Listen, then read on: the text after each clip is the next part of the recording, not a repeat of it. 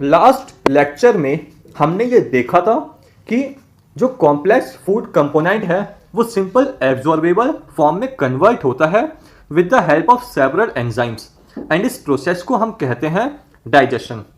For example starch जो है वो कन्वर्ट होता है ग्लूकोज में और ग्लूकोज को हमारी बॉडी के सेल्स एब्जॉर्ब कर सकते हैं जो कि स्टार्च को नहीं कर सकते एब्जॉर्ब। जो डाइजेशन का प्रोसेस है उसमें मस्कुलर एक्टिविटीज़ भी इंपॉर्टेंट रोल प्ले करती हैं। फॉर एग्जांपल जो पेरिस्टालसिस मूवमेंट ईसोफेगस में होती हैं तो वो हेल्प करती हैं फूड को रीच करने में स्टमक के पास, और जो स्टमक में चर्निंग मूवमेंट होती हैं वो हेल्प करती हैं कि जो फूड है वो सही से मिक्स हो जाए with HCl and with the enzymes. तो मस्कुलर एक्टिविटीज़ हो गई और एंजाइम्स हो गए, ये दोनों डाइजेशन में इंपॉर्टेंट रोल प्ले करते हैं। और आज हम यही पढ़ेंगे कि जो डाइजेशन है उसका रेगुलेशन कैसे होता है। तो आइए स्टार्ट करते हैं आज का ये लेक्चर। Regulation of digestion.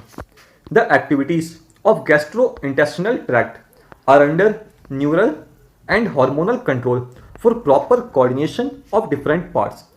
तो न्यूरल कंट्रोल भी होता है एंड हार्मोनल कंट्रोल भी होता है जो कि हेल्प करता है डाइजेशन के प्रोसेस में। For example the site and smell. जैसे कि हमने फूड को देखा या फूड की स्मेल हमारे पास पहुंची, तब क्या होगा, जो हमारी ओरल कैविटी है उसमें सलाइवा स्टिमुलेट होना स्टार्ट हो जाएगा।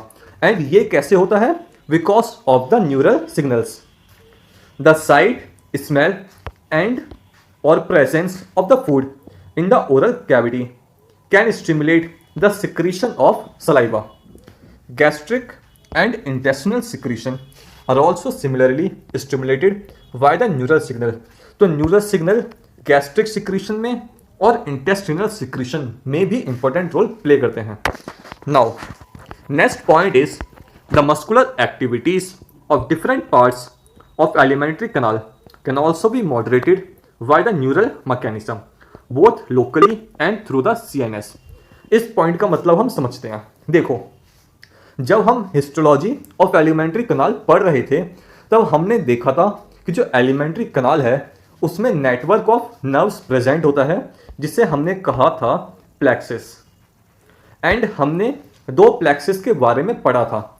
एक प्लेक्सिस जो मस्कुलरिस लेयर में प्रेजेंट होती है उसको हमने कहा था मायेंट्रिक प्लेक्सिस, एंड जो प्लेक्सिस सब म्यूकोसल लेयर में प्रेजेंट थी उसे हमने कहा था मिशनर प्लेक्सिस। नाउ जो मायेंट्रिक प्लेक्सिस होती है वो पेरिस्टालसिस में हेल्प करती है एंड जो मिशनर प्लेक्सिस होती है वो सिक्रीशन में हेल्प करती है। तो जो नर्व्स है उनका इंपॉर्टेंट रोल आता है इन द मस्कुलर एक्टिविटीज़ में भी, और जो सिक्रीशन होता है डाइजेस्टिव जूस का उसमें भी। Okay, next point is hormonal control of the secretion of digestive juice is carried out by local hormones produced by the gastric and intestinal mucosa. Now, gastric gland में and intestinal mucosa में हमें कुछ endocrine cells देखने को मिलते हैं। Now endocrine cells वो sales होते हैं जो कि अपना सिक्रीशन डायरेक्टली ब्लड में देते हैं, ना कि किसी डक्ट में। एंड एंडोक्राइन सेल्स जो सिक्रीशन को रिलीज करते हैं उनको हम कहते हैं hormones. Okay, next point is endocrine cells present in different parts of the gastrointestinal tract secrete 4 major peptide hormones, namely gastrin, secretin, cholecystokinin, short form is CCK, and gastric inhibitory peptide, short form is GIP। तो हमें 4 type के main hormones जो हमें देखने को मिलते हैं जो कि सिक्रीट करते हैं गैस्ट्रोइंटेस्टिनल ट्रैक्ट, वो हैं पहला गैस्ट्रिन, दूसरा सिक्रीटिन, तीसरा CCK and fourth is GIP, मतलब गैस्ट्रिक इनहिबिटरी पेप्टाइड। गैस्ट्रिन के बारे में अगर हम पढ़ें तो gastrin act on the gastric gland and stimulate secretion of the HCl and the pepsin. तो गैस्ट्रिन एक्ट करता है किसके ऊपर, गैस्ट्रिक ग्लैंड के ऊपर, एंड हेल्प करता है secretion of pepsinogen and the hydrochloric acid में। Next point is secretin. Secretin act on the exocrine pancreas and stimulate secretion of the water and the bicarbonate. तो सिक्रीटिन एक्ट किस पे कर रहा है? पैंक्रियास पे. एंड क्या हेल्प करने में क्या सिक्रीट करने में हेल्प करता है? तो ये हेल्प करता है बाइकार्बोनेट और वाटर के सिक्रीशन में. Next point is CCK. CCK act on both pancreas and gall bladder.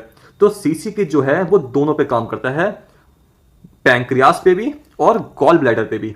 And stimulate the secretion of the pancreatic enzymes and the bile juice respectively. तो पैंक्रियास को हेल्प करता है pancreatic enzyme secrete करने में, and gall bladder को help करता है bile juice के सिक्रीशन में. Next point is GIP inhibit gastric secretion and motility. तो गैस्ट्रिक इनहिबिटरी पेप्टाइड ये गैस्ट्रिक के सिक्रीशन को रोकता है, इनहिबिट करता है, एंड उसकी मोटिलिटी को भी इनहिबिट करता है.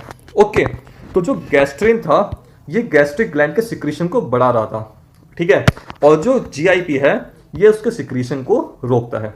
तो ये 4 मेन हॉर्मोन्स थे जो कि रेगुलेट करते हैं डाइजेस्टिव जूस को. नाउ आज के लेक्चर में इतना ही है. अगर आपको लेक्चर पसंद आया है तो प्लीज़ वीडियो को लाइक करें, चैनल को सब्सक्राइब करें, एंड अगर आपके कोई सजेशन हो तो प्लीज़ कमेंट बॉक्स में लिखें. आपके सजेशन बहुत इंपॉर्टेंट है मेरे लिए. ओके, क्योंकि जब तक आप बताएंगे नहीं कि वीडियो कैसे बने हैं, आपको पसंद आ रहे हैं या फिर आप कैसे वीडियो चाहते हैं, तो मुझे पता नहीं चल पाएगा. तो प्लीज़ कमेंट करें कोई सजेशन हो. Thank you.